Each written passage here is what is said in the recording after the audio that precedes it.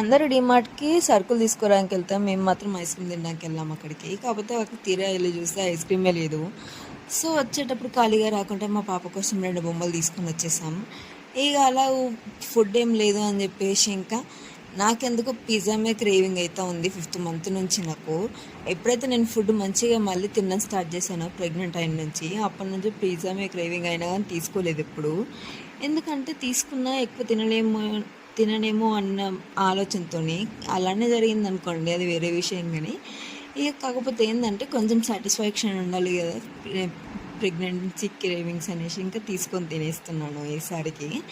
నేను ఎక్కువ pizza, burger అలాంటివి తినే టైప్ కాదనమాట. ఎప్పుడూ ఒకసారి అయితే ఓకే, కానీ రెగ్యులర్గా తినలేను. కాకపోతే ఈ పిజ్జా ఏంటంటే టేస్ట్ పర్లేదు కానీ కొంచెం హార్డ్గా అనిపించింది నాకైతే. సో అందుకోసం అనేసి మళ్ళీ మళ్ళీ ఎక్కువ తినలేను. ఇక సరే నా కోసం పిజ్జా తీసుకున్నప్పుడు మా ఆయన కోసం అనేసి ఇక మా ఆయన బర్గర్ కూడా తీసుకున్నాడే.